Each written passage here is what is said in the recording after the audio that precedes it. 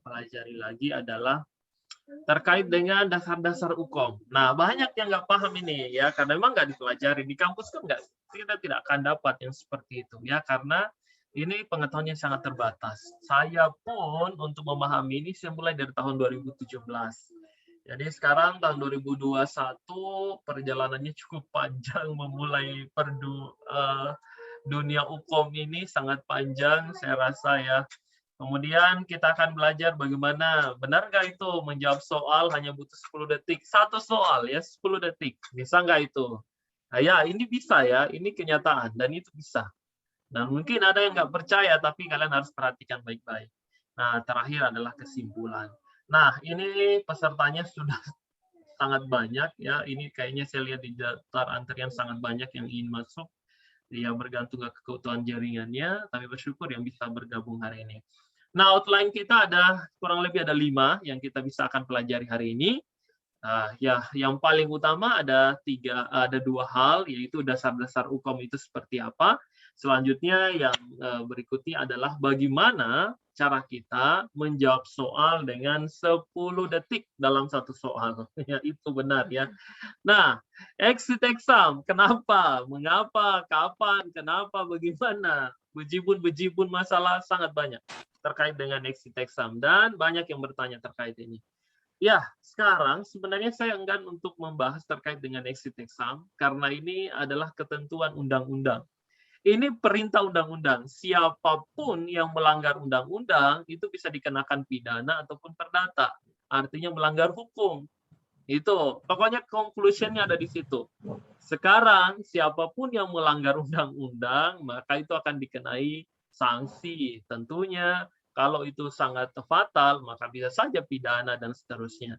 Nah, tentu kita di sini, Bapak Ibu sekalian yang kita pahami di sini, perintah undang-undang di sini adalah mewajibkan setiap profesional kesehatan dalam hal ini adalah perawat, bidan, dokter, apoteker, semuanya profesional atau profesi, maka wajib untuk mengikuti ujian kompetensi. Itu yang pertama. Itu perintah undang-undang. Makanya nggak ada lagi yang boleh bertanya, kenapa harus ini, kenapa? Ya, tanyakan, lakukan judicial review ya. Kalau sekarang Partai Demokrat lagi berjengkung atau lagi banyak berita-beritanya terkait dengan gimana caranya menggugat atau di Mahkamah Konstitusi atau Mahkamah partai, saya nggak kurang paham. Intinya itu yang harus kita bisa lakukan adalah judicial review di Mahkamah Agung. Dan ini tentu bukan perkara yang mudah ya. Nah, jadi sekarang yang harus kalian pahami, jadi terkait dengan hukum, selesai perdebatan kita. Ini adalah Ibu Indah, mohon di-mute suaranya Ibu Indah Sari. Nah, terkait dengan hukum, itu adalah perintah undang-undang. Jadi, nggak ada lagi perdebatan terkait dengan itu. Sekarang kita harus mengikuti aturan itu supaya kita bisa lolos ujian kompetensi nanti. Nah, ada persoalan lain ternyata. Bapak Ibu sekalian, hingga hari ini, kalau saya cek handphone saya, memang chatnya sangat banyak dan saya nggak bisa baca satu persatu. Tapi yang perlu kalian ketahui bahwa ternyata hingga saat ini, Ibu Yuni, Astuti, mohon di-mute dulu. Ya, semuanya dulu ya, mute dulu. Karena saya akan ada rapat sebentar. Ini saya ambil kesempatan yang sangat sempit. Ya, semua mute dulu, perhatikan dulu mic-nya, mute, dalam keadaan mute. Ya, oke, supaya tidak mengganggu ketentraman yang lain. Karena saya sebagai admin di sini, jadi saya tidak membutuhkan admin saya, karena dia juga lagi dinas. Jadi saya hanya sendiri nih, menjaga gawang. Tolong di-mute yang tidak berkepentingan ya.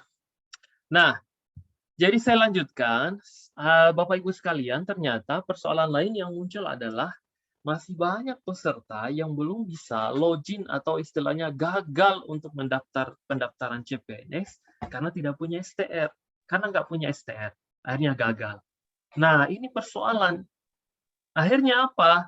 Walaupun dia sudah diwisuda, dia sudah dapat ijazah nurse, tetapi dia tidak bisa mendaftar untuk mengikuti seleksi CPNS. Ini yang paling fatal dan banyak kasus yang seperti ini.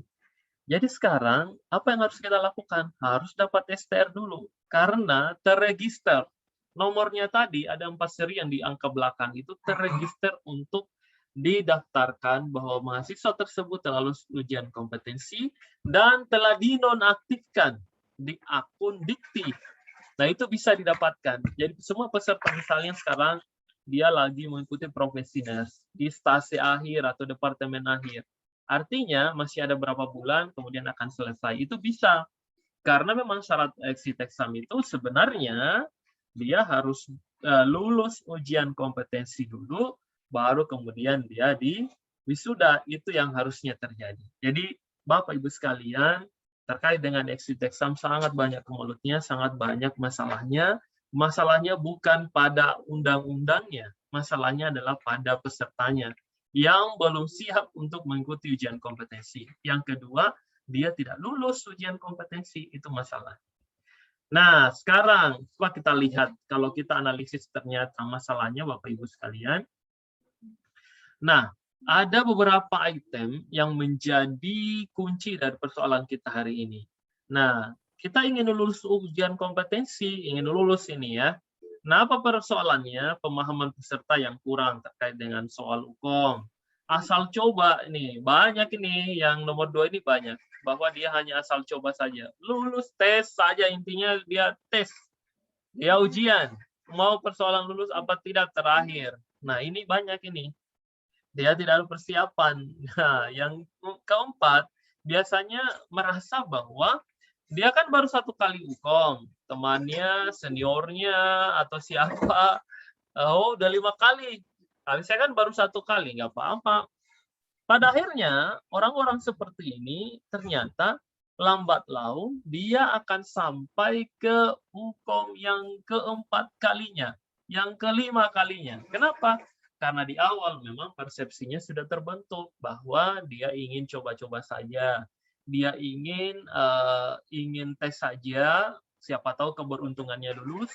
Nah, dia mencontoh dari seniornya bahwa dia lulus sampai 5 kali. Kenyataan yang terjadi Bapak Ibu sekalian, saya tidak bohong, ada peserta yang ikut ujian kompetensi itu sampai 16 kali. Sayang sekali, sampai 16 kali. Nah, 16 kalinya kemudian dia lulus. Bisa dibayangkan berapa biaya yang harus dia keluarkan dengan 16 kali mendaftar untuk ujian kompetensi. Di luar dari biaya pendaftarannya tentu ada biaya akomodasinya. Makanya di sini fakta-faktanya, temuannya adalah ada 10-12 juta dalam sekali tes. Itu bukan biaya pendaftarannya, tetapi biaya dia untuk akomodasinya selama, misalnya, taruhlah contohnya seperti ini. Dia di pedalaman NTT atau Maluku misalnya. Kemudian dia tesnya di mana? Di Bandung. Tesnya di mana? Di Jakarta. Tesnya di mana? Di Jawa misalnya. Tentu dari sisi pembiayaan pasti akan membengkak. Makanya tidak heran ada yang hingga mengeluarkan puluhan juta untuk sekali UKOM. Nah, ini kadang dia tidak hitung, tetapi ini kenyataan. Karena kami sudah survei di semua peserta yang sudah ikut ujian kompetensi. Kemudian persoalan berikutnya adalah hilang pekerjaan, putus asa, akhirnya apa? Banting setir. Jadilah dia tukang batu, jadilah dia tukang kayu, mebel, banyak yang seperti ini. Saya cerita apa adanya, ya. Ada yang tukang batu bata, karena memang sebenarnya dia sudah selesai profesi nurse, tetapi dia belum memiliki STR.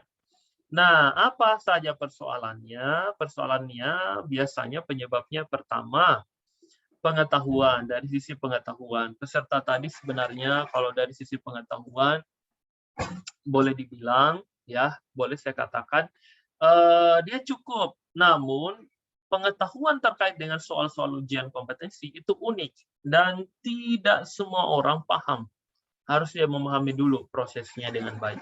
Kemudian cara belajarnya. Gimana cara belajarnya? Jangan-jangan selama ini dia sibuk. Nah, banyak peserta saya itu orang-orang tua yang tahap kerja saat ini boleh dikatakan dia sudah penyesuaian saja, dia sudah PNS ya, tetapi diambil dari D3 ke nurse, itu banyak sekali.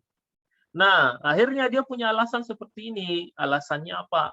Aduh Pak, mohon maaf saya tidak ada waktu Pak. Di rumah saya nggak ada waktu. Saya ketika ke kantor capek pulang akhirnya saya tertidur pulas. Apa yang terjadi? Tidak belajar sama sekali.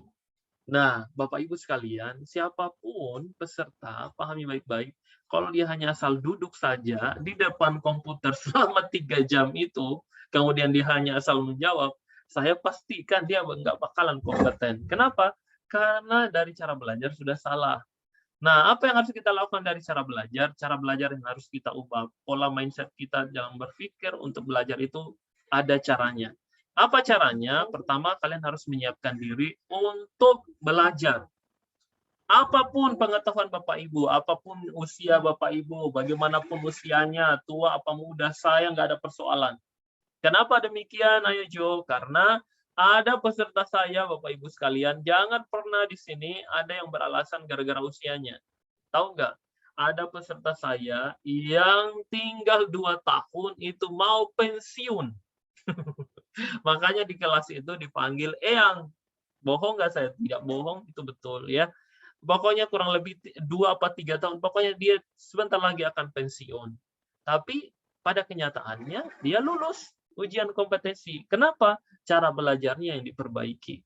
Nah, setelah dia mengeluh, saya nggak ada waktu. Ibu, kalau ibu nggak ada waktu, sekarang begini caranya. 15 menit sebelum berangkat atau saat ibu bangun sebelum mengurus rumah, bersih-bersih dan seterusnya, sisakan 10-15 menit. Untuk apa, Pak Jo? Untuk membaca ini. Baca yang saya minta ini ya. Baca apa, Pak? Ini taksiran partus. Baca rumusnya ya. Ini apa lagi ya, Jo? Ini baca bersihan jalan nafas. Apa karakternya, apa datanya. Kemudian apa lagi? Pola nafas tidak efektif. Bagaimana datanya? Baca semuanya. Itu. Saya buatkan daftar list kurang lebih ada 96 daftar list. Dan itu Ibu, itu terus yang dia ulang-ulang. Apa saja daftar listnya? Daftar list soal-soal yang pasti masuk. Ya, ya pasti masuk. Dan itu akan ada. Contoh, kayak taksiran partus seperti tadi. Ada nggak? Pasti ada. Apalagi GCS, ada nggak? Pasti ada. Kalau kalian catat sambil mencatat, Bapak Ibu sekalian, itu sudah save 2 soal benar. Benar kayak yang saya bilang? Benar. Saya penulis soal. Saya selalu membaca soal yang masuk di setiap departemen dan setelah selesai UKOM per sesinya. Dari mana saya baca? Dari peserta yang sudah UKOM. Bukan dari ambil di situ ya, tidak. Saya baca dari peserta yang sudah selesai ujian kompetensi. Pasti ketepatan dan keakuratan yang benar. Nggak mungkin mereka bohong. Ajo, tadi ada soal seperti ini. Dia rincikan. Bahkan biar titik komanya mereka hafal. Nah, itu ya. Nah, Bapak Ibu, kalau saya minta nanti daftar listnya seperti itu dan Ibu pelajari, pasti Ibu bisa lulus. Karena itu pasti akan ada. Jadi nggak ngambang itu cara belajarnya ya. Nah, kemudian biaya. Kadangkala banyak peserta di sini, cara berpikirnya itu yang harus diperbaiki. Kenapa saya bilang harus diperbaiki? Dia nggak mau rugi. Persoalannya, misalnya ya, tadi teman-teman kita sudah kumpul, kita buatkan grup. Kenapa? Saya mau ini, mesan buku untuk UKOM. Aduh, bisa nggak difotokopi itu? Nggak usah saya bayar deh. Nah ini otak-otaknya mahasiswa, karena saya sering menjadi mahasiswa, kadang-kala seperti itu ya. Dia nggak mau rugi. Yang jadi persoalan adalah untuk urusan ini dia nggak mau rugi, tetapi untuk misalnya pergi jalan, shopping, untuk pergi apalagi istilahnya beli kuota paket internet itu bisa sampai 1 minggu nggak cukup 100.000. Padahal tadi yang untuk biaya ini hanya 90.000, 85.000, tapi berpikirnya sampai 100 kali loh untuk mengeluarkan biaya 85.000, untuk mengeluarkan biaya 100.000. Sangat disayangkan. Padahal selembar kertas tadi, Bapak Ibu sekalian, ini kita bicara mindset dulu. Ya, kalau soal bisa 1000-an soal saya kasih hari ini, tapi mindsetnya dulu yang harus diubah. Ya, karena masih ada waktu untuk belajar. Jadi selembar kertas ester ini mengalahkan semua sertifikat-sertifikat kalian. Percaya apa tidak, selembar kertas itu mampu mengalahkan sertifikat BTCLS-nya, sertifikat pencegahan infeksinya, sertifikat perawatan lukanya, kalah semuanya dengan 1 lembar STR-nya. Padahal itu hanya diminta keluarkan biaya Pak 85.000. Ini ada referensi Pak, bagus. Oh saya nggak mau, saya kalau bisa ada filenya nggak? Saya mau pelajari. Nggak mau rugi. Ini otak yang harus diperbaiki. Jangan-jangan Anda tidak mau rela dan tidak mau berbagi atau tidak mau rugi karena mindset-nya yang harus diubah. Ini yang cara berpikirnya. Untuk membeli paket sangat cepat. Kadang-kala biar tengah malam habis paketnya karena masih chat atau calling atau video call dengan si doi, rela-relain itu tengah malam jam 1 keluar untuk hanya beli paket misalnya. Sayang sekali. Ya. Untuk paket kita sangat rela, tetapi untuk biaya UKOM itu sangat hemat dan sangat nggak mau rugi, anti rugi. Nah, berikutnya adalah persiapan. Nah, ini yang punya persiapan yang hanya 3 hari. Pak, saya belajar hanya 2 hari. Nggak mungkin kamu lulus kalau hanya belajar 2 hari. Gimana dengan orang yang sudah belajar 1 bulan, sudah belajar 2 bulan? Itu pun masih ada kekurangannya, dia belum paham soal ini, dia masih ingin menganalisis soal ini dan seterusnya. Ya. Nah, berikutnya adalah bimbingan belajar. Bapak Ibu semua, kami sudah survei dari ratusan peserta yang sudah menyelesaikan atau sudah ikut ujian kompetensi. Ternyata itu orang-orang yang percaya diri itu adalah yang ikut bimbingan belajar. Ya, sorry. Yang ikut bimbingan belajar. Entah itu bimbingannya di kampusnya, entah itu bimbingannya di di tempat bimbingan belajar, entah itu bimbingannya di Rugi, dimanapun intinya dia akan percaya diri untuk mengikuti ujian kompetensi kalau dia ikut bimbingan belajar. Ibu Hermita tolong dinonaktifkan dulu mic-nya. Ibu Hermita minta tolong ya, Ibu Hermita Sitombing. Si Rondong ya, Ibu Hermita si Rondong. Nah, oke, baik, terima kasih ya. Nah, jadi saya katakan seperti ini, peserta yang ikut bimbingan belajar itu, yang percaya diri mengikuti bimbingan belajar itu adalah mereka-mereka yang seperti tadi, yang akan aktif dan apalagi istilahnya ya. Pokoknya dia percaya diri untuk ikut ujian kompetensi dibandingkan peserta yang sama sekali nggak pernah menyentuh bimbingan belajar, pokoknya dia asal duduk begitu saja. Ya, itu hasil risetnya. Nah, berikutnya referensi bacaan. Ibu Radayani, tolong dinonaktifkan mic-nya. Ibu Radayani, minta tolong ya. Oke deh. Nah, ternyata referensi bacaan juga ini mempengaruhi Bapak Ibu sekalian. Maksud saya di sini, Ibu Radayani. Jangan-jangan Ibu nggak ikut ini penjelasannya, kemudian mengganggu teman yang lain. Ibu tolong dinonaktifkan dulu mic-nya atau sekalian out aja deh biar nggak ganggu teman yang lagi ini saya lihat memperhatikan semua.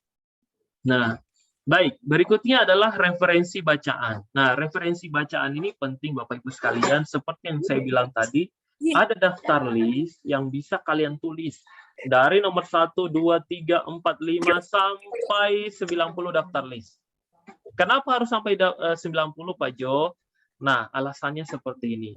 Bapak Ibu semua, saya beritahu, walaupun saya nggak bertanya, berapa batas kelulusan ujian kompetensi kalian, berapa sih soal yang harus kalian benari, sehingga kalian dinyatakan lulus atau kompeten.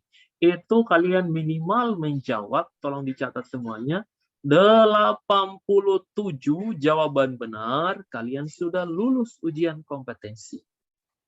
Nah, sekarang, saya minta kalian, pokoknya soal manapun, mau soal maternitas, soal gerontik, soal komunitas, soal dewas, atau KFP, anak, maternitas, semuanya. Kalau kalian benar, 1 poin benar. Nah, itu batasnya seperti ujian CPNS, itu punya passing grade. Berapa passing grade-nya? 87 jawaban benar. Bapak Ibu semua sudah lulus. Tertulis deh itu namanya di pengumuman UKOM, kompeten. Ya. Berarti yang bagaimana yang tidak kompeten? Berarti dia tidak melewati batas lulus. Bisa jadi dia hanya benar berapa? 20 jawaban benar, 30 jawaban benar. Nah, itu paling sering itu pada peserta-peserta yang baru mengikuti tryout CBT-nya Rookie. Berapa dari jumlah soal 100 soal dia hanya mampu benar 20 jawaban benar. Ya nggak lulus. Kalau ditambahkan lagi jumlah soalnya 180, tentu bisa jadi benarnya hanya sekitar 40 soal. Maka dia tidak bakalan lulus. Tertulislah namanya tidak kompeten. Yang mana yang kompeten? Nilai benarnya di atas 87 jawaban benar. Kenapa saya minta ibu tadi yang tinggal 2 tahun pensiun? Strategi saya adalah membuatkan ke dia daftar list sebanyak 90 item soal yang pasti akan masuk di ujian kompetensi. Nah, mudahkan si ibu tadi. Akhirnya dia baca berulang-ulang. Dengan belajar seperti itu, kalian tidak akan mengembang, tidak akan kemana-mana itu pikirannya, tidak buyar. Jadi hanya fokus ke itu saja. Ibu, nggak usah pindah kemana-mana. Pelajari aja di Departemen KMB terkait dengan soal ini. Bersihkan jalan nafas tidak efektif. Apa data fokusnya? Kemudian, gangguan integritas kulit. Apa data fokusnya? Nyeri, Ibu. Apa data fokusnya? Kurang lebih seperti itu. Ya, itu akan sangat memudahkan kalian untuk belajar. Ya, oke. Jadi saya langsung saja. Nah, ini ada beberapa dari peserta yang saya coba screenshot.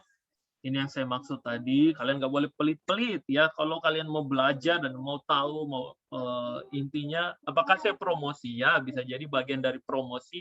Tapi intinya kalian bisa baca chatnya ini bahwa salam Pak, soal ini kemarin yang masuk Pak. Saya sangat-sangat membantu saya. Nih, ini yang dia coba screenshot, kalian bisa lihat ini yang dia foto, dia coba kasih tanda, ini yang masuk sama persis katanya dengan soalnya yang dia masuk di ujian. Kenapa demikian? Memang di buku Panda ini buku Panda ini, namanya buku Panda. Kenapa disebut buku Panda? Memang karena ada gambar panda di dalam sampul pandanya itu ya. Coba ada nggak saya lihat coba ya. Oh ini. Nih bukunya. Saya baru baca tadi. Ini jadi kalian bisa lihat ini ada gambar panda.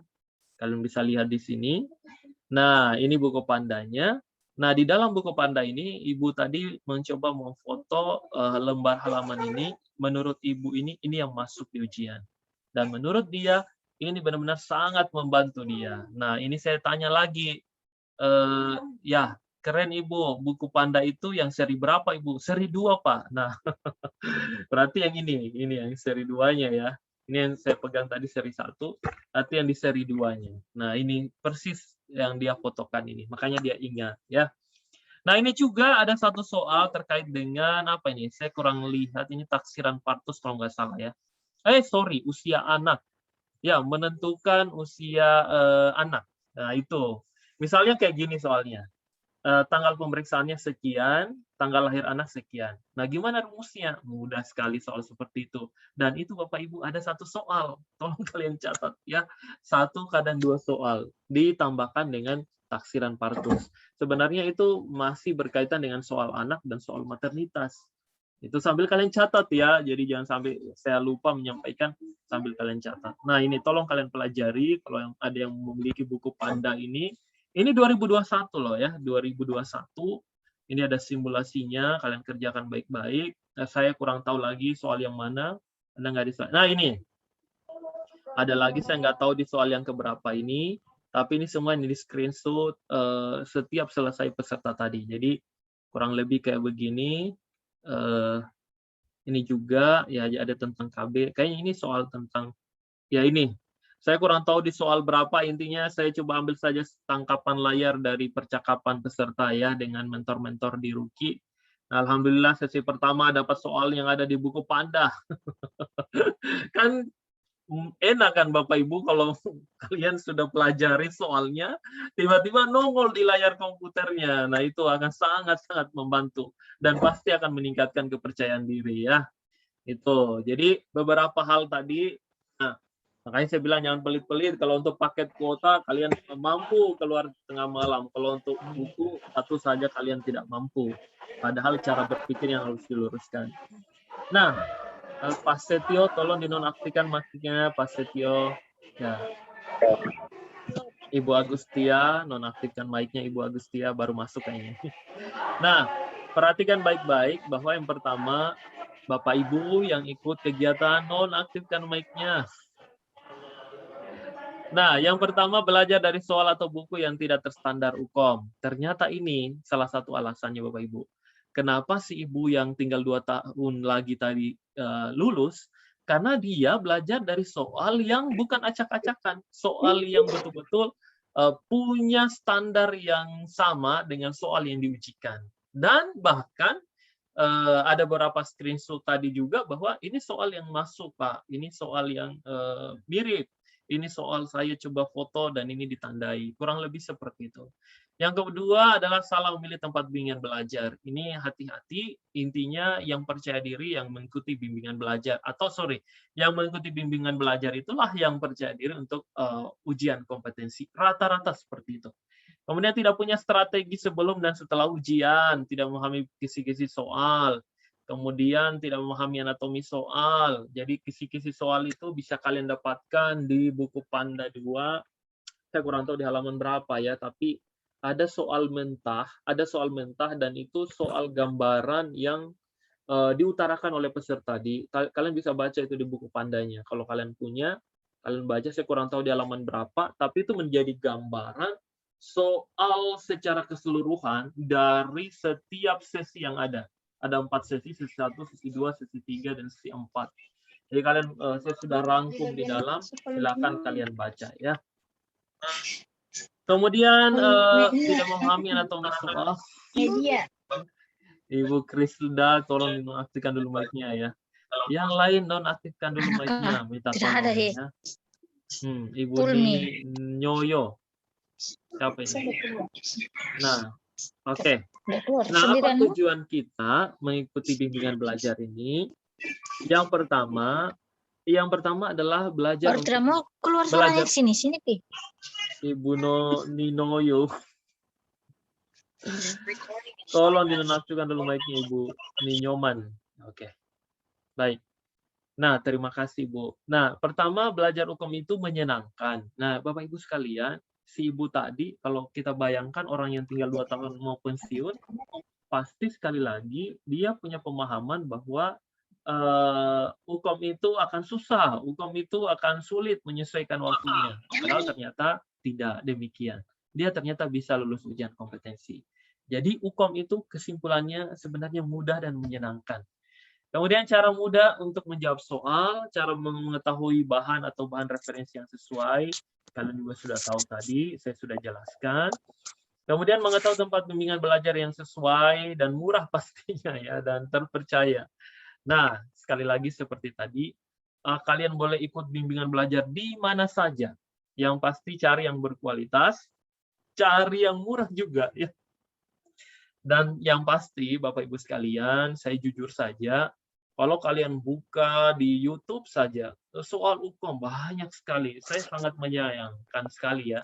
Ada mahasiswa yang mungkin belum selesai hukum, tapi dia coba membahas juga soal hukum. Karena kenapa?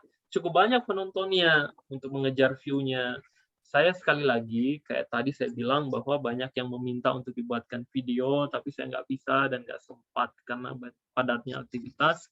Kalian bisa juga lihat di YouTube saya, Brajackson Siokal, silakan. Atau Ruki Indonesia, silakan ya. Intinya sekali lagi Bapak Ibu sekalian, percaya deh, yang ikut bimbingan belajar itu menimbulkan kepercayaan diri untuk bisa menaklukkan ujian kompetensi. Nah, sekarang kita masuk di materinya, dasar-dasar hukum. Nah, sekarang kalian harus perhatikan di sini. Bapak Ibu sekalian, silakan lihat di soal, baca saja dulu. Ada soal sekarang di layar. Silakan kalian baca baik-baik. Itu hanya contoh dan saya kalau nggak salah ingat soal ini tahun 2018 kurang lebih di periode kedua. Jadi sudah agak lama soal ini ya. Silakan kalian baca saja dulu. Jadi cukup lama. Ini berkaitan dengan pertanyaan kognitif. Pertanyaan kognitif itu Bapak Ibu bertanya terkait dengan persepsi kita, pandangan Bapak Ibu. Kalau ada kasus anak, kenapa Ibu? Ini anak saya BAB terus. Udah berapa kali Ibu dikaji oleh perawatnya? Sudah 5 kali Ibu. Ini dari kapan? Dari 3 hari yang lalu. Nah, berdebatlah sesama nurse ini di dalam ruang UGD. Menurut kamu ini masalah keperawatannya apa? Bertanya, bisa aja kan bertanya seperti itu. Dijawablah si A. Menurut saya orang yang BAB terus-menerus seperti itu, orang bisa kehabisan cairan. Makanya saya Jawabannya itu adalah kekurangan cairan. Ah, bukan, itu hipovolemia. Itu sama saja. Jadi hipovolemia. Kalau di SDKI kan tertulis hipovolemia atau kekurangan cairan di nanda.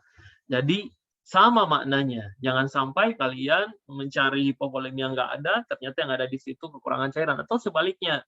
Jadi itu istilah yang sama. Oke, si peserta yang satu, si B tadi, yang perawat B, dia bilang seperti ini. Ah, menurut saya bukan lagi kekurangan cairan ini. Terus apa? Ini bisa jadi meningkat lagi dari kekurangan cairan. Wah, karena kenapa? Ini pasiennya sudah tidak sadarkan diri, dia benar-benar kehabisan cairan, dan seterusnya. Menurut kamu apa ini? Mungkin resiko shock hipovolemik. Ah, berdebatlah dia di situ. Jadi, sekali lagi, kalau ada kasus dan ada masalahnya, maka kita sebagai seorang perawat pasti dituntut untuk menentukan apa masalah keperawatannya.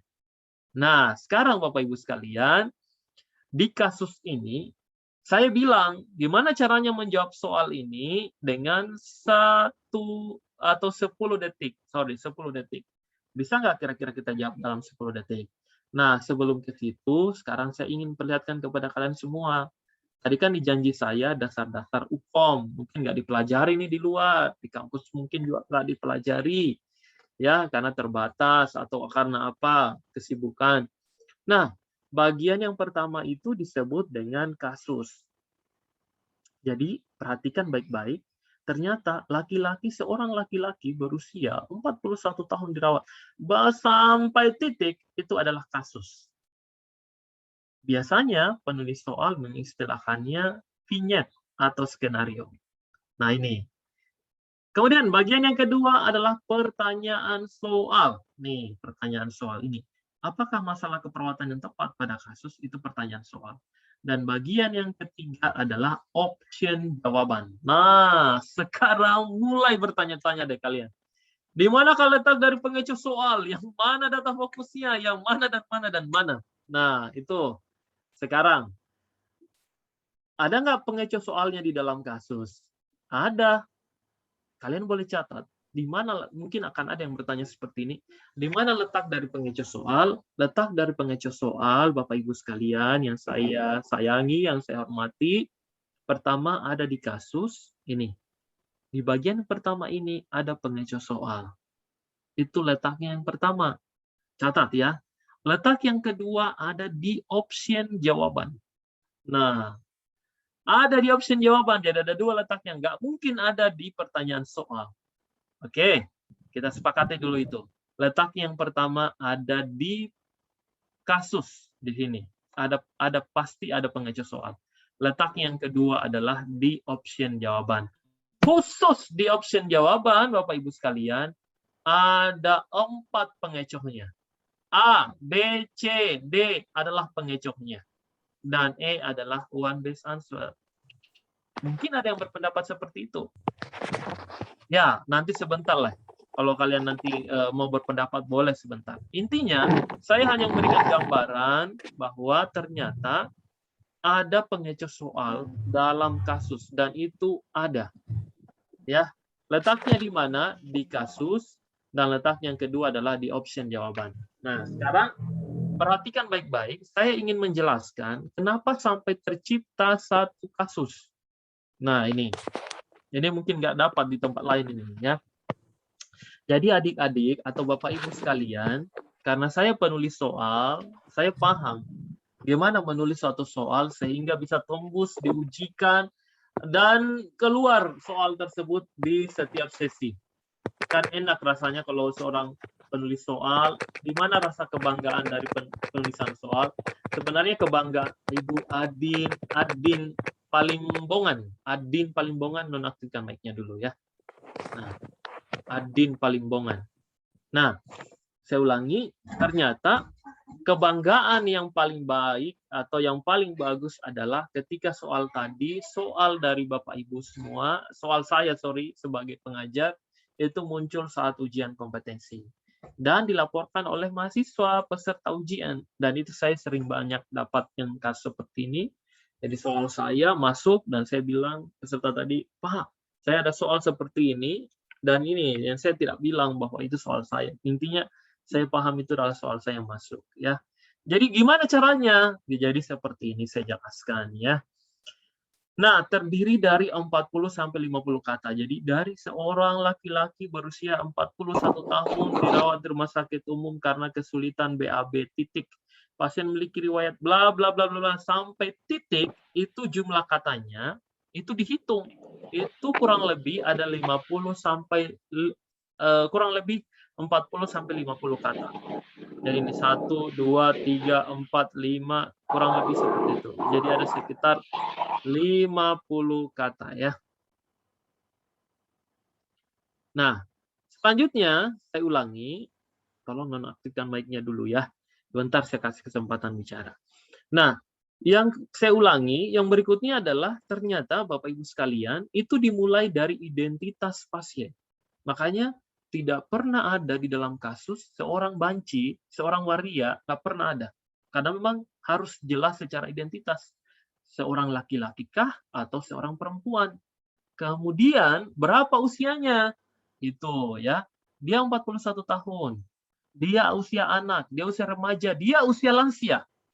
Nah, kurang lebih seperti itu. Jadi kita harus ada gambaran bahwa identitasnya kita dapat dari pasien ini. Selanjutnya, setelah identitasnya ada, berikutnya adalah setting ruangan. Nah, setting ruangan ini berkaitan misalnya seperti ini. Di mana pasien ini saat ini? Apakah dia dirawat di ruang anakkah, di bedahkah, di ruang interna, di ruang mana saat ini pasien? Jadi kurang lebih seperti itu. Jadi akan ada identitas atau dari sisi setting ruangannya. Kemudian selanjutnya ada keluhan utama pasien. Coba kita lihat di sini. Laki-laki berusia 41 tahun dirawat di rumah sakit umum. Jadi laki-laki berusia 41 tahun ini adalah identitasnya, dirawat di rumah sakit umum itu adalah setting ruangannya, setting tempatnya. Di mana ini pasien? Karena kesulitan BAB. Kesulitan BAB ini ternyata adalah keluhan utama pasien. Ini polanya, ini susunannya yang selalu ada dalam soal ujian kompetensi. Nah, karena kesulitan BAB, ternyata pasien ini terbaring di rumah sakit karena dia sulit BAB. Kemudian, pasien memiliki riwayat wasir sejak 4 bulan yang lalu. Pasien merasa nyeri saat BAB, ini sudah satu keluhan. Kemudian, hasil pengkajian pasien sulit tidur, ini juga satu keluhan. Sudah 2 keluhan. Mengeluh tidak terlelap, 3 keluhan. Mudah terbangun, 4 keluhan. Tekanan darahnya sudah mulai meningkat, ini juga menjadi keluhan, 5. Nadinya mulai meningkat, nafasnya juga mulai meningkat, suhunya tetap, tampak pucat dengan wajah yang tegang. Begitu banyak keluhan, ya, cukup banyak keluhannya, komplit. Tetapi sekali lagi, saya sudah sampaikan di awal, Bapak Ibu, jangan lupa bahwa di dalam kasus ada pengecoh soal. Ingat, ada pengecoh soal. Pengecoh soal, saya ulangi, letaknya ada 2, ada di kasus, ada di option jawaban. Oke, ini saya sudah jelaskan di buku Panda. Tolong kalian baca saja secara runut, itu sudah ada di dalam sini penjelasannya, bahkan lebih detail.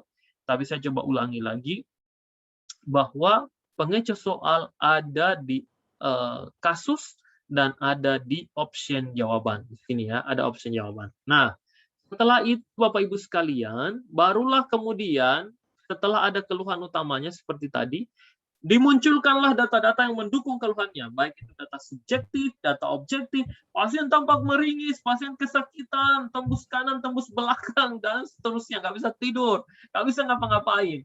Sampai data-data yang menunjang seperti pemeriksaan laboratorium, pemeriksaan penunjang, hasil lab, bisa dimasukkan dalam satu kasus. Jumlah katanya tidak lebih dari 50 kata. Barulah tercipta satu kasus. Nah, itu ya. Jadi kurang lebih seperti itu. Selanjutnya baru masuk ke pertanyaan soal. Di pertanyaan soal, pertanyaan, jadi bukan pernyataan. Apakah, bagaimanakah, kenapa, berapakah taksiran partus, berapakah nilai GCS, berapakah total GCS pasien, apakah gaya kepemimpinan, banyak deh. Intinya, apakah discharge planning, apakah edukasi yang tepat, apakah. Pokoknya banyak. Semuanya memuat pertanyaan, bukan pernyataan. Jadi kalau pernyataan itu kan berbeda, misalnya saya akan ke pasar sebentar ditemani oleh siapa misalnya. Itu berarti pernyataan, ya. Nah, kalau pertanyaan, apakah saya akan ke pasar? Nah, yang di dalam soal ujian kompetensi, pertanyaan. Jadi kalau kalian membaca suatu buku atau soal dan kemudian di dalam pertanyaannya tertulis seperti ini, berdasarkan kasus di atas, maka masalah keperawatan disebut titik-titik. Itu soal yang nggak terreview, nggak usah dipelajari. Cara membedakannya sangat mudah, ya. Semua soal yang terreview pasti memuat pertanyaan, bukan pernyataan. Berdasarkan kasus di atas adalah titik-titik. Itu juga belum direview, nggak usah dipelajari. Intinya kalau saya katakan sudah direview soal tadi, berarti kemungkinan diujikan itu benar-benar sangat besar. Dan yakin dan percaya kalau bukan di sesi ini, sesi berikutnya atau di tahun yang kemudian akan muncul soal tadi. Intinya sudah direview. Nah, berikutnya adalah option jawaban.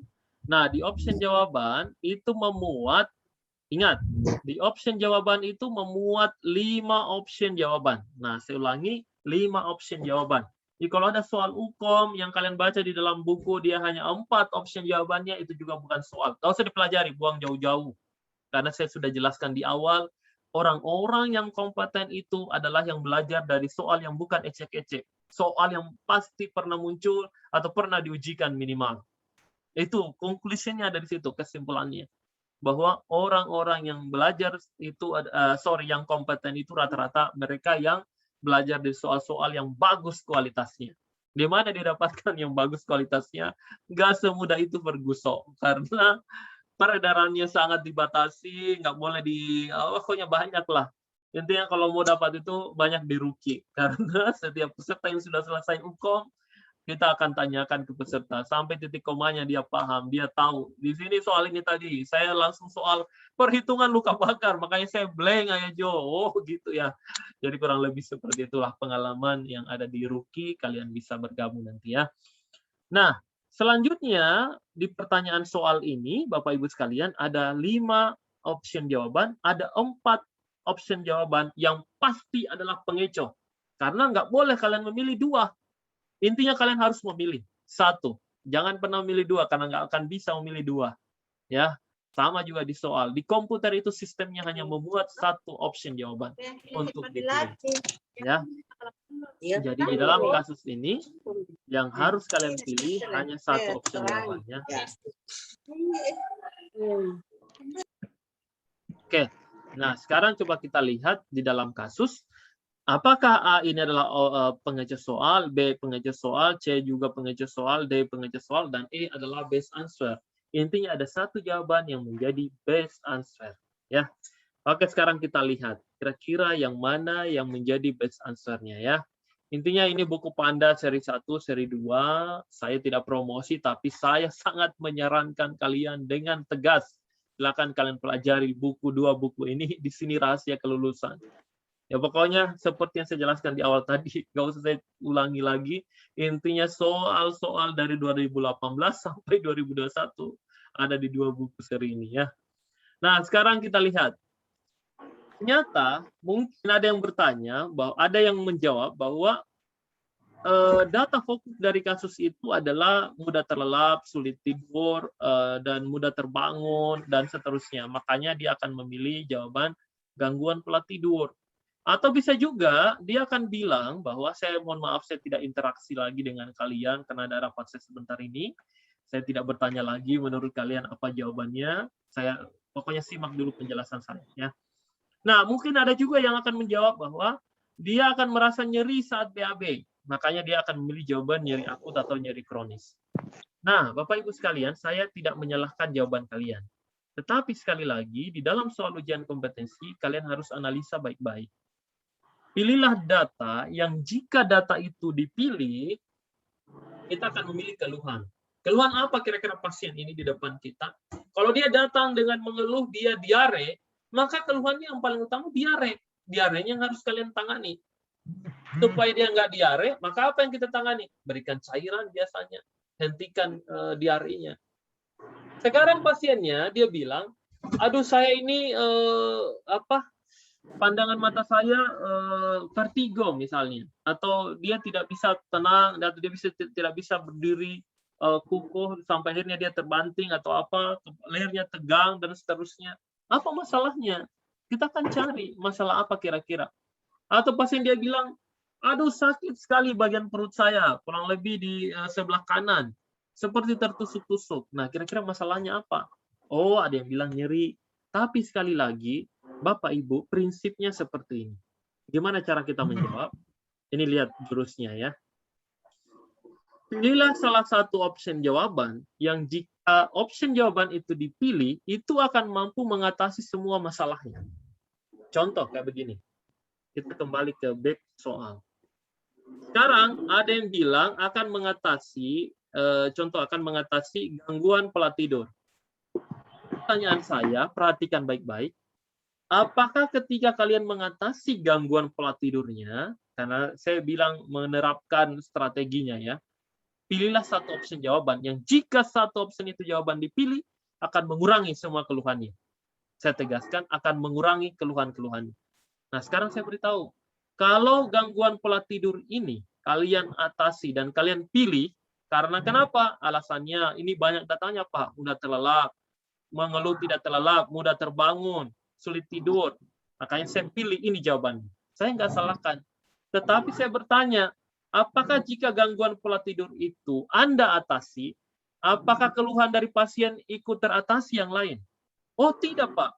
Tetap saja begitu. Ya sudah, berarti option jawaban yang kalian pilih itu adalah pengecoh soal. Satu opsi jawaban sudah kita temukan, itu adalah pengecoh soal. Ini yang disebut dengan penulis soal dengan distraktor atau pengecoh soal. Jangan dipilih. Semua yang pengecoh soal kita harus buang jauh-jauh. Karena kenapa? Pasti akan membuat kalian tidak kompeten. Itu aja jawabannya. Kenapa banyak orang yang tidak kompeten? Karena dia memilih pengecoh soal. Yang dia pilih adalah pengecoh soal, bukan best answer-nya. Nah, itu kesimpulannya. Sekarang, jadi bagaimana caranya? Apakah saya memilih nyeri, itu akan mengatasi semuanya? Tidak juga. Lantas yang mana? Ternyata yang menjadi best answer-nya adalah, kira-kira apa best answer? Ada yang bisa tahu? Jadi best answer-nya apa? Ada yang bisa jawab? Ansietas ya. Jadi mungkin ada yang sudah baca buku pandanya karena ini soal dari buku panda saya ambil, penjelasannya juga sudah lengkap di situ. Jadi ternyata ansietas Bapak Ibu, jawaban yang paling tepat, the best answer atau yang saya bilang tadi adalah best answer-nya adalah ansietas. Kenapa ansietas? Perhatikan semua, nonaktifkan mic-nya dulu. Ternyata gara-gara ansietasnya, pasien ini tidak bisa tidur, tidak terlelap, mudah terbangun. Kemudian, gara-gara ansietasnya, pasien ini meningkat tekanan darahnya, nadinya ikut meningkat. Gara-gara ansietasnya, dia pucat, wajahnya jadi tegang. Jadi kenapa saya coba bold atau tebalkan ini tampak pucat dengan wajah yang tegang? Ternyata inilah yang menjadi data fokus dari kasus ini. Ingat baik-baik, pilihlah data fokusnya. Jadi setiap kasus itu akan ada data fokusnya. Ini yang menjadi rahasia dari penulis soal. Ada lagi yang bertanya, bisa nggak jawabannya adalah nyeri akut? Bisa. Gimana caranya? Gini caranya. Saya akan tambahkan di sini, pasien merasa nyeri saat BAB, seperti tertusuk-tusuk jarum misalnya, dengan skala nyeri 7. Maka jawabannya adalah nyeri. Kenapa? Karena sudah dideskripsikan. Jika seandainya nggak dideskripsikan, Bapak Ibu sekalian, hanya katakan bahwa pasien merasa sakit, pasien merasa nyeri, jangan cepat-cepat keburu-buru langsung memilih jawaban nyeri. Jangan. Itu sifatnya abu-abu. Atau mengambang. Semua yang bersifat abu-abu, yang nggak jelas, PHP, dan seterusnya, dibuang di dunia ujian kompetensi. Kenapa? Karena sifatnya adalah pengecoh soal. Oke, ya. Jadi, sekali lagi, pentingnya kalian memahami data fokus. Ingat, data fokus itu adalah rahasia dari penulis soal, dan dia letakkan pasti di kasus. Kalau ada yang bertanya di mana data fokusnya itu hanya ada di kasus. Saya ulangi, data fokus itu hanya ada di kasus, tidak di tempat lain. Hanya ada di sini ya, di kasus. Jadi kalau di kasus ini tadi, data fokusnya adalah tampak pucat dengan wajah yang tegang. Oke. Nah, sekarang kita lihat ya. Nah, salah satu tadi, tolong dinonaktifkan dulu mic kalian, mic-nya dinonaktifkan dulu. Salah satu hal yang menjadi strategi tadi adalah buatlah pertanyaan yang berbeda atau pertanyaan yang berantai. Nah, coba kalian perhatikan apa bedanya soal yang pertama dengan soal yang kedua. Tolong Nurul Fadila dari tadi, Nurul Fadila. Oke, saya ulangi ya. Terima kasih atas pengertiannya. Nah, sekarang yang saya ulangi bahwa ternyata perhatikan semuanya apa yang berbeda dari soal yang pertama dengan soal yang kedua. Nah, apa yang berbeda? Kira-kira yang berbeda adalah pertanyaan soal dan option jawaban. Oke. Pertanyaan soal dan option jawaban. Apa pertanyaannya? Kalau yang tadi adalah apakah masalahnya? Fokus semua ya. Yang sekarang, apa tindakan keperawatannya? Bayangkan Bapak Ibu semua, kalau di awal tadi kalian memilih masalahnya adalah gangguan pola tidur, maka yakin dan percaya kalian akan memilih intervensi atau tindakan yang akan mengatasi gangguan pola tidurnya. Mungkin jawabannya adalah mengatur jadwal istirahat tidur biar nyenyaknya, atau mengatur konsumsi makanan apa yang membuat dia bisa nyenyak tidurnya, susu misalnya atau apa, dan seterusnya. Tetapi kalian menyepelekan bahwa ternyata data fokusnya di dalam kasus adalah tampak pucat dengan wajah yang tegang. Bayangkan saja, pucat wajahnya, tegang. Ya, kira-kira apa itu? Orang yang senang? Bukan. Orang yang tertekan, orang yang gelisah, orang yang ansietas atau yang cemas. Dan ada masalah keperawatan di dalam SDKI namanya ansietas. Ya, jadi ansietas. Jadi apa yang akan kita pilih di jawabannya? Kira-kira apa jawabannya? Ada yang tahu? C, melakukan latihan napas dalam. Ya, Best answer-nya. Kristi, best answer-nya menurutnya adalah melakukan latihan napas dalam. Mungkin ada yang bisa menjawab meningkatkan pemikiran positif. Semua jawabannya benar. Ya, ingat baik-baik Bapak Ibu sekalian. Silakan dinonaktifkan mic-nya dulu, Ibu Kristi. Nah, semua option jawabannya itu benar, ya. Ingat baik-baik, semua option jawabannya di sini benar semuanya, nggak ada yang salah, ya. Tapi ada satu yang paling tepat, ya. Ada satu jawaban yang paling tepat. Itulah yang disebut dengan best answer. Sekarang kita lihat yang mana best answer-nya. Ternyata yang menjadi best answer-nya di sini adalah melakukan latihan napas dalam. Bapak Ibu sekalian jangan lupa, orang dengan ansietas nggak bisa kalian bilang, Ibu tenang aja, Ibu nggak akan ngapa-ngapain, itu Ibu akan baik-baik saja kok. Itu dia tetap tidak akan tenang. Tetapi kalau kita melakukan relaksasi nafas dalam kepada pasien yang sementara gelisah, tidak tenang, cemas, itu akan lebih efektif dibandingkan tidak dilakukan sama sekali. Makanya yang paling benar di sini adalah melakukan latihan nafas dalam dulu. Tarik nafas Ibu, Ibu lagi tidak tenang sekarang. Hembuskan lagi, Pak. Tarik nafas lagi, Pak. Hembuskan, ulangi lagi sampai mungkin 3 kali. Tapi kita lihat mulai tenang, baru kemudian kita beritahu, Ibu, ini operasi wasir ini seperti ini. Ini pengangkatan cepat dan menurut saya, Bu, belum ada yang meninggal gara-gara wasir di rumah sakit ini. Nah, itu akan membuat dia tenang dibandingkan Ibu tenang-tenang aja, Bu, santai aja. Itu dia tidak akan tenang. Tapi kalau kita beritahu diawali dengan relaksasi napas dalam, inilah rasionalisasinya. Maka akan membuat pasien itu menjadi lebih tenang. Itu best answer-nya. Makanya banyak sekali yang salah di jawaban ini. Yang benar adalah C, melakukan latihan napas dalam. Apa conclusion-nya Bapak Ibu sekalian? Jangan terhenti ketika kalian membaca di salah satu buku, di buku Panda misalnya, satu soal. Jangan berhenti sampai satu soal. Tapi baca lagi kira-kira kalau dengan soal seperti ini, soal maternitas misalnya. Kalau dia bertanya apa masalahnya, sekarang saya coba tanya, Apa tindakan keperawatannya? Jadi dari satu soal itu bisa berubah-ubah menjadi 3 pertanyaan, 4 pertanyaan. Itu salah satu strategi belajar untuk meningkatkan kemampuan menjawab dan analisis. Saya ulangi, jangan hanya berhenti pada satu pertanyaan. Apakah masalah keperawatan? Coba bertanya lagi. Apakah tindakan keperawatannya? Kalau orang diare, apa tindakannya? Kalau orang kehabisan cairan, kenapa Ibu? Ini pasien ini keluar darah dari hidung, dari mulut, dari semuanya, paha, semuanya keluar darah. Kenapa? Kecelakaan lalu lintas. Sekarang dia bertanya, apa masalah keperawatannya? Perawat A bilang, ini kehabisan cairan ini. Ini adalah hipovolemia. Salah. Menurut saya bukan lagi hipovolemia. Ini adalah resiko shock hipovolemia. Kenapa? Karena terjadi multiple trauma. Keluar darah dari hidung, pokoknya banyak sekali.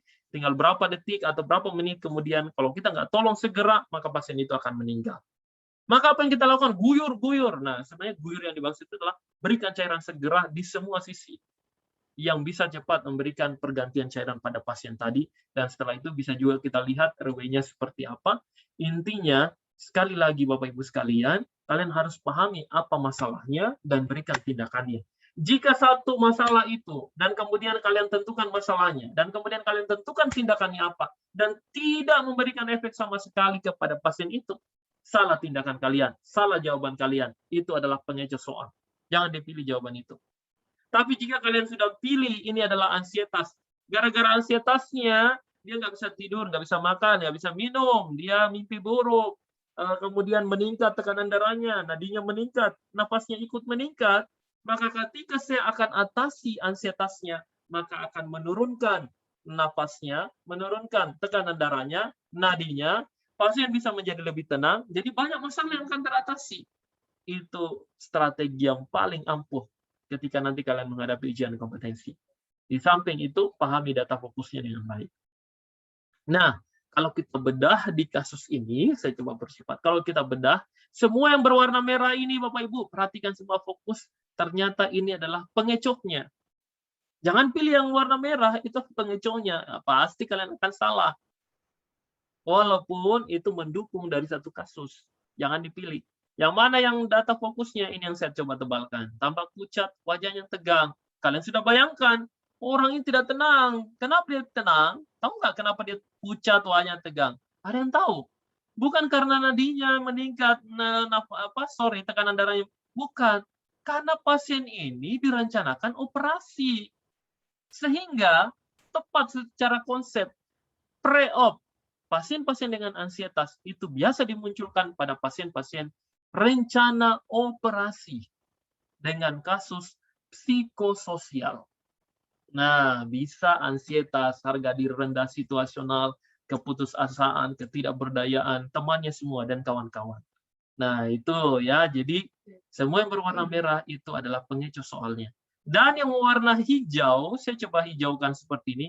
Ini posisinya netral, Bapak Ibu. Netral maksudnya kayak begini. Kenapa kamu pilih sesak napas?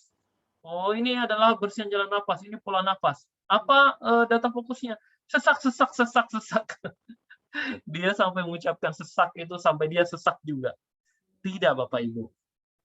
Sebenarnya sesak itu bisa muncul di berbagai masalah yang berkaitan dengan sistem pernapasan.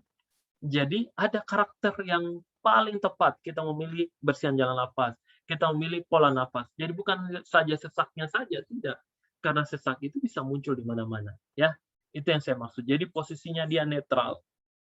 Kalau seandainya di sini nyerinya skala 8, maka bisa juga tekanan darahnya ikut meningkat, nadinya ikut meningkat, nafasnya juga bisa ikut meningkat. Itu yang saya maksud. Ada juga kasus seperti ini. Pasien ini adalah pasien yang diare. Sudah 5 hari yang lalu, sejak 5 hari yang lalu dia diare. Berapa kali dalam 1 hari keluar cairannya atau BAB-nya? Oh, 7 kali. Kalau hari ini kalian tidak tolong, bahaya, pasien bisa mati. Makanya kalau ditanyakan apa masalahnya bisa jadi adalah hipovolemia, kekurangan volume cairan. Jadi meningkat dari diare, resiko hipovolemia, kemudian hipovolemia. Kalau itu juga hipovolemia tidak tertangani, maka bisa meningkat ke resiko shock hipovolemia. Nah, itu ya. Nah, kalau dilihat di kasus ini banyak macam. Jadi kalau kalian lihat yang ditebalkan ini, inilah yang menjadi data fokusnya. di Rookie Express yang kita pelajari adalah mempercepat dan berlomba menemukan mana data-data fokus dari setiap kasus yang ada di setiap pembelajaran di kelas. Itu yang dipelajari. Nah, ada satu soal lagi sebelum kita selesaikan karena ada rapat saya. Silakan kalian percepat. Ada yang bisa jawab? 1, 2, 3, 4, 5, 6, 7, 8, 9, 10. Bersihan jalan nafas. Bersihan jalan nafas. Oke. Ini soal tahun 2019, kurang lebih di periode awal. Cukup lama juga ya, 2009 karena sekarang 2021, jadi 3 tahun yang lalu. Nah, coba kita lihat gimana caranya ada yang memilih jawaban D, ada yang memilih jawaban E. Apa bedanya pola nafas dengan bersihan jalan nafas? Kira-kira ada yang bisa bantu saya? Kalau bersihan jalan nafas itu ada sekretnya. Kadang ada keluhan batuk berdahak. Kalau bersihan jalan nafas ada sesaknya. Kalau pola nafas nggak ada sesaknya. Kalau bersihan jalan nafas ada sputumnya. Ada sputumnya. Kalau pola nafas nggak ada sputumnya.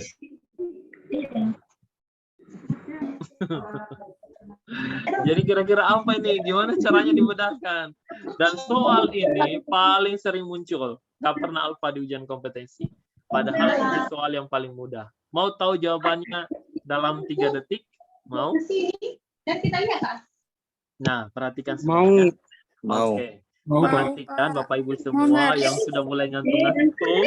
Biasanya kalau baca soal kamu lama-lama, ini karakter Bapak Ibu yang sudah mulai uzur. Itu nggak mau baca, saya nggak mau terlalu banyak baca Pak. Yang mana yang penting? Nah ini, saya beritahu. Batuk berdahak. Dahak ditemukan rongki. Oke. Semua yang saya tebalkan itu adalah data fokusnya. Saya ulangi, semua yang saya tebalkan itu adalah data fokusnya. Jadi batuk berdahak, maksudnya, kenapa saya katakan ini adalah bersihan jalan napas tidak efektif, nonaktifkan mic kalian. Karena bersihan jalan napas tidak efektif itu adalah adanya obstruksi pada jalan napasnya yang bisa disebabkan oleh dahak, sputum, cairan. Intinya menghalangi jalan napasnya sampai dia batuk-batuk berdahak, keluar dahaknya banyak, maka itu adalah bersihan jalan napas tidak efektif. Ada urusannya, Kak. Oke, Risna nonaktifkan mic-nya dulu. Mute dong. Iya, betul. Risna. Ya, oke. Terima kasih. Nah, Risna. Parah-parah Papa ajarin. Halo Risna, mute dulu mic-nya. Duh.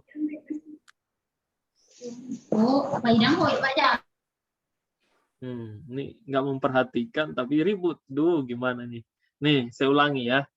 Ini kayaknya batas kapasitas Zoom-nya hanya 300 orang kalau nggak salah ini. Ya, jadi cukup bersyukur kalian bisa bergabung di sini ya.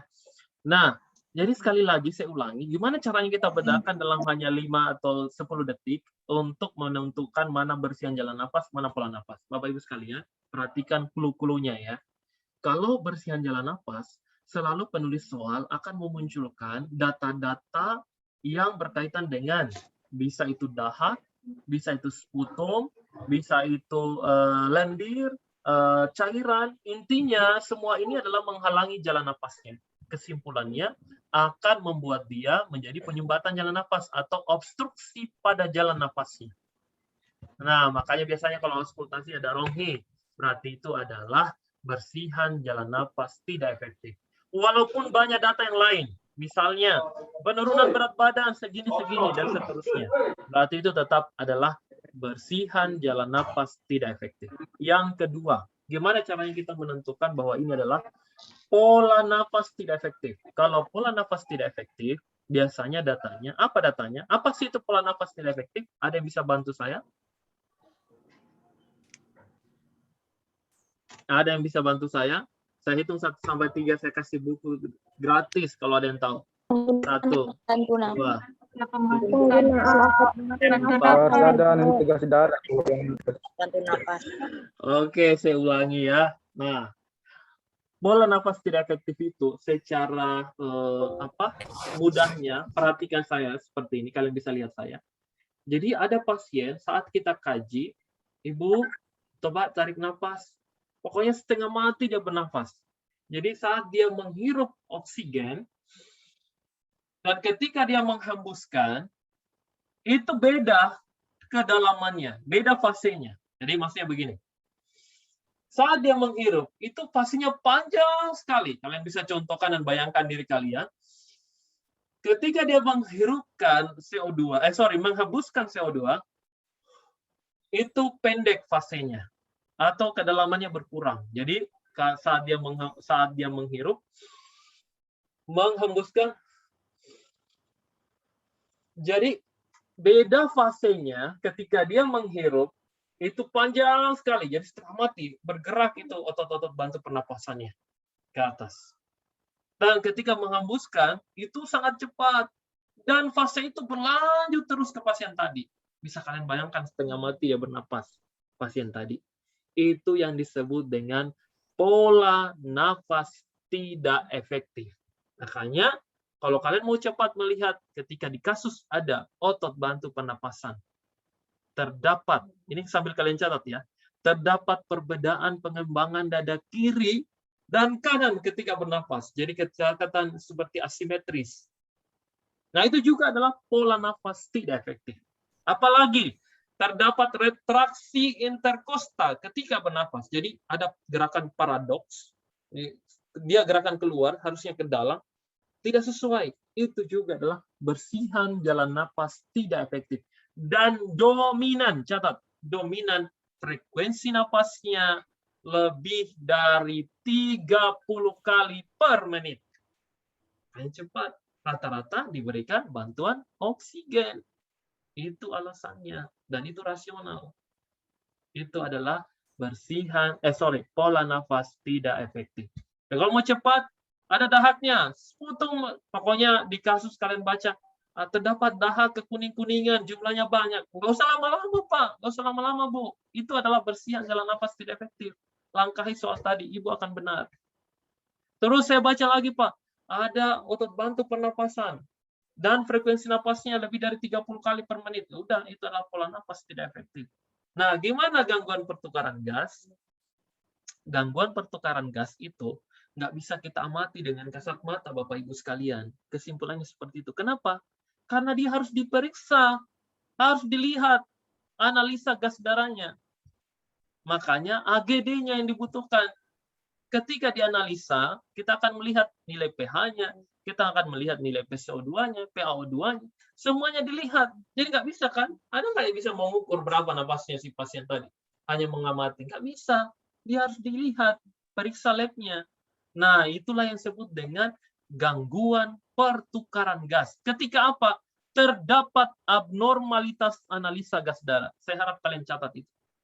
Jadi kalau belum ada abnormalitas analisa gas darahnya, kalau masih semuanya normal, baru bahkan nggak pernah dimunculkan di dalam kasus, dan tiba-tiba ada option jawaban gangguan pertukaran gas, itu bonus. Langsung kalian eksekusi. Hapus jawaban gangguan pertukaran gas. Itu pasti salah. Kenapa? Karena gangguan pertukaran gas sudah pasti harus ada analisa gas darahnya yang abnormal. Bukan normal, yang abnormal. Misalnya apa? Asidosis respiratori, metabolik, dan seterusnya. Semuanya abnormal. Jadi kesimpulannya, nanti kalau ada di option jawaban, ada option C misalnya gangguan pertukaran gas, sementara kalian lihat di kasus nggak pernah ada ini nilai-nilai AGD-nya, itu sudah langsung dicoret. Itu berarti salah. Nah, itu ya. Jadi 3 hal tadi sangat mudah dibedakan di pertemuan ini. Nggak butuh lama-lama Bapak Ibu, hanya butuh 10 detik, bahkan mungkin paling lama itu 4 detik kita sudah lihat. Oh ini caranya. Oh, saya tadi tidak mengajarkan cara membaca soal dengan cepat ya. Cara membaca soal dengan cepat itu Bapak Ibu, jangan pernah fokus langsung ke identitas pasien. Karena ada yang bertanya, di mana sih letak data-data yang pentingnya, Pak? Data-data yang pentingnya, Bapak Ibu, nggak pernah muncul di awal-awal. Di awal-awal itu adalah identitas. Apa tujuan kita mengenali identitas? Cukup mengetahui dia ini pasien anak, pasien maternity, ini adalah pasien lansia, ini pasien balita. Kita akan mengetahui dari identitasnya. Tapi jangan pernah terpaku pandangan matanya atau fokusnya habis gara-gara membaca identitasnya. Kenapa? Banyak peserta yang seperti itu. Kayak gini cara bacanya. Seorang laki-laki berusia 51 tahun. Kenapa laki-laki nih ya? Kenapa bukan perempuan? Kenapa usianya segini? Kenapa bukan seusia saya? Waduh, habis waktu kalian kalau kayak gitu. Jadi caranya adalah lihat titik yang pertama di kalimat awal. Ini ada di buku Panda, kalian bisa baca di buku Panda 1 maupun 2, ada penjelasan saya seperti itu, cara membaca cepat soal.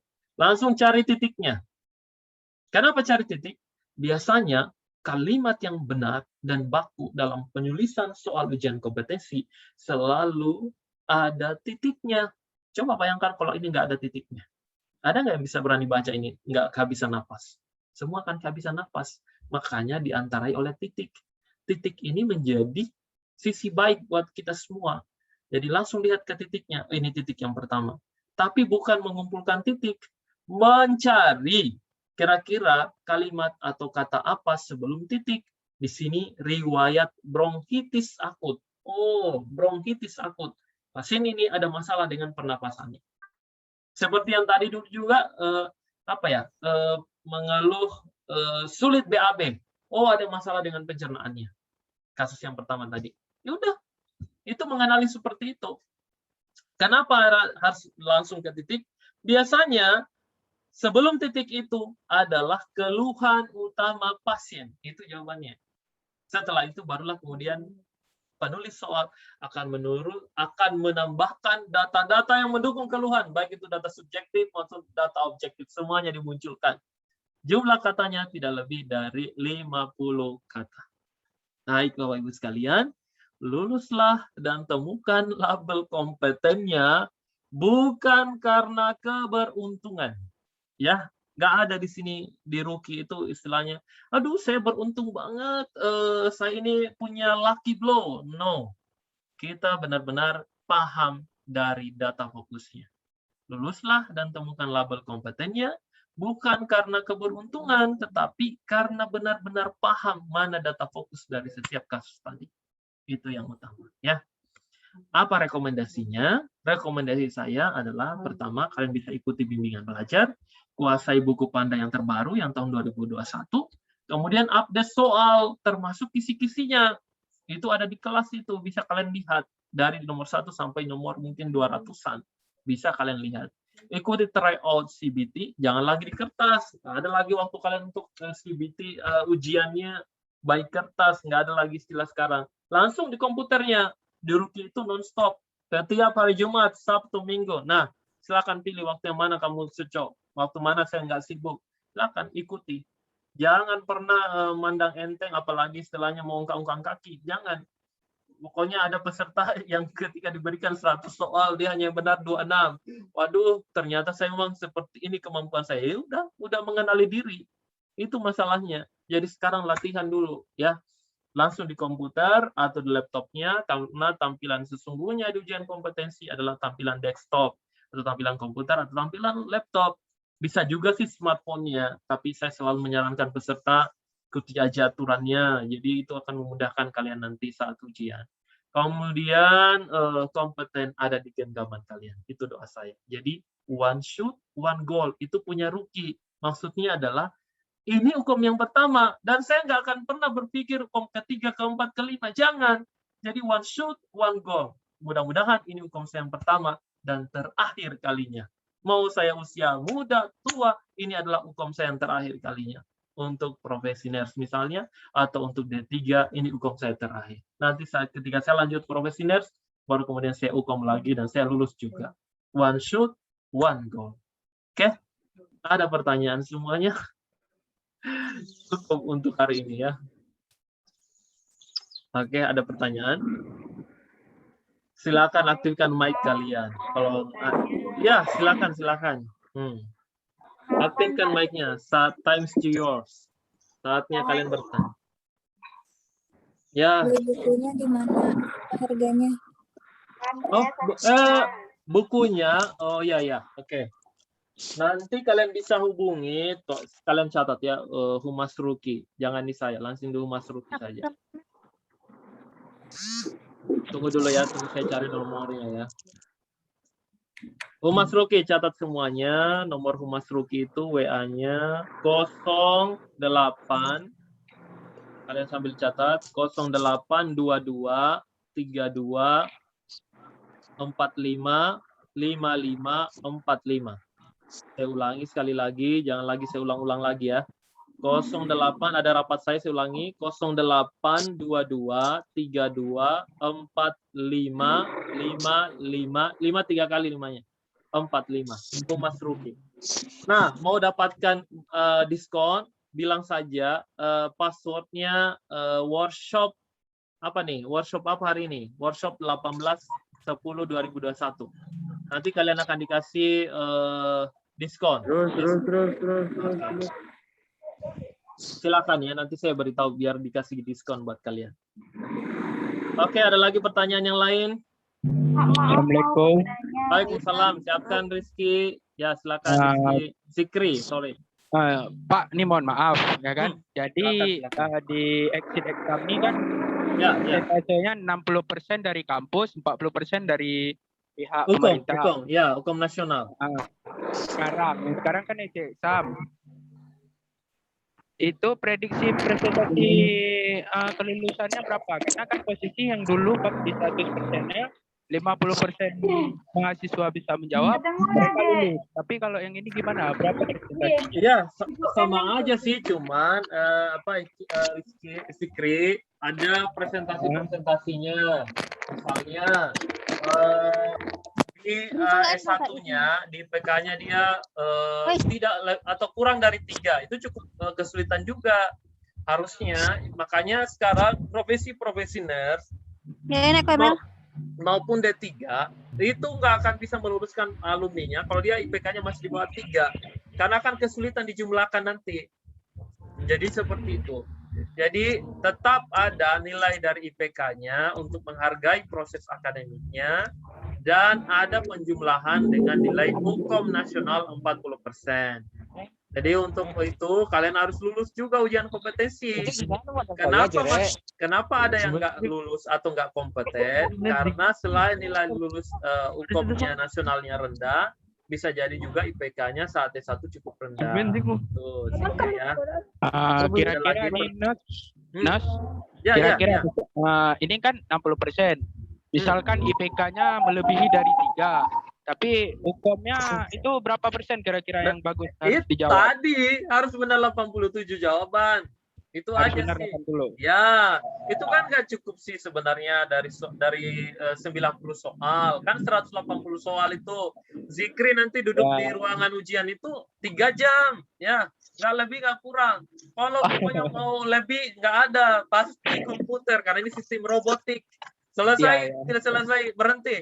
Selesai, makanya ada yang kelabakan. Kenapa? Karena dia banyak membuang-buang waktu. Satu soal dia kerjakan 5 menit. Satu soal dia kerjakan 7 menit. Ada loh itu, ini nggak bohong. Ada. Ya, Ada akhirnya kepentingan. di akhir dia bilang, aduh Pak, saya belum selesai, masih ada 30 soal. Ya wassalam kalau kayak begitu. Nah, yang kami harapkan kalau di Ruki itu biasanya kalian mampu menyimpan waktu, saving time minimal 30 menit udah selesai. Zikri udah selesai 30 menit, masih ada waktu 30 menit tapi udah selesai. Itu yang diharapkan. Maksudnya sudah 180 soal diselesaikan, tetapi masih tersisa waktunya 30 menit. Banyak yang begitu. Ada bahkan yang sampai 62 menit tersisa waktunya, jadi 1 jam lah. 1 jam lebih. Anak muda udah selesai.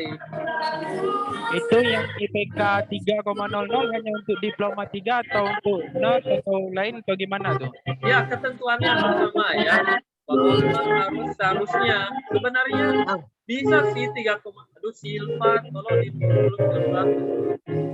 tolong dulu. Aduh, nggak kedengaran kawannya. Silva.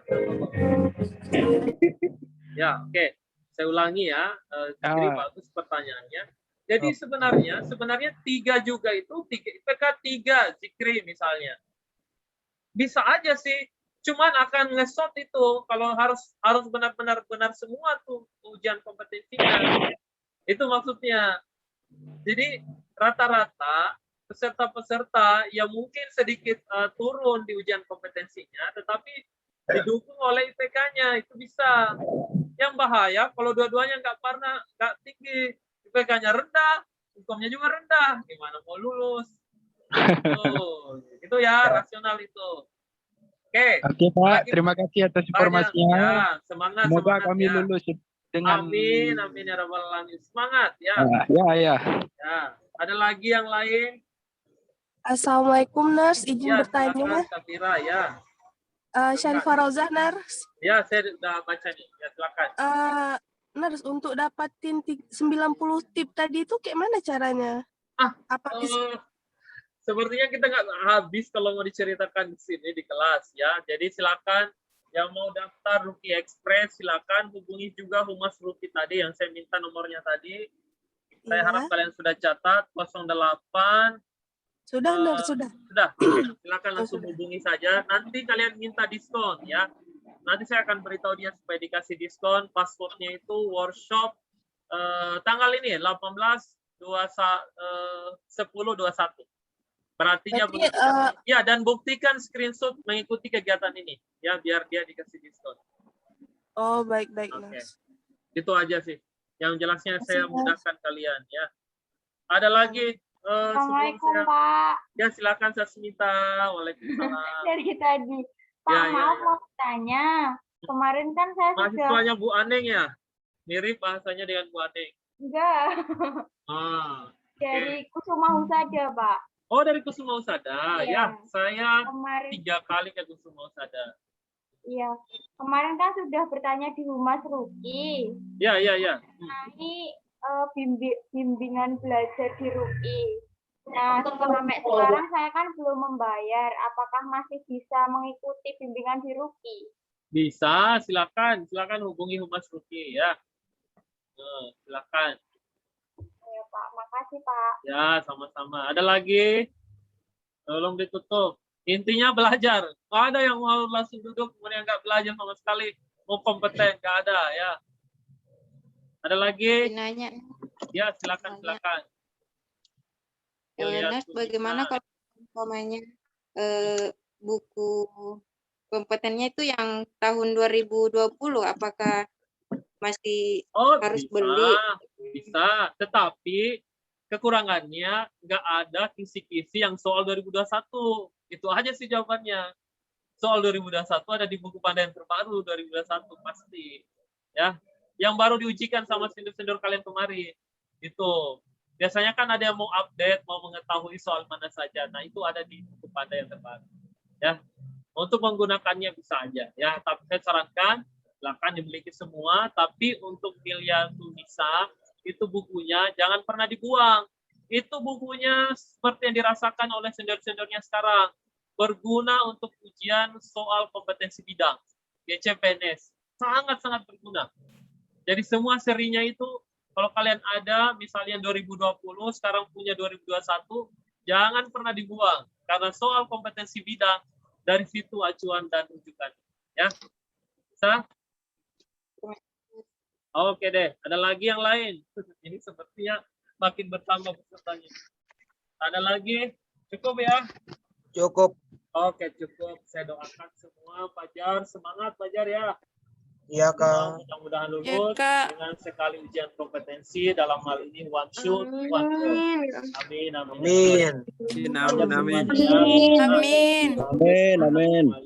Pokoknya untuk satu lembar SPM-nya jangan pelit-pelit. Pokoknya prestasikan waktu, tenaga, pikirannya ya. Oke. Semangat semuanya. Wabillahi hidayah. Assalamualaikum warahmatullahi wabarakatuh. Jangan lupa isi daftar hadirnya dan dapat performanya ya. Semangat semuanya. Malam semuanya ya. Epi. Silakan salam-salam buat salam-salam silakan. Salam. Lagi.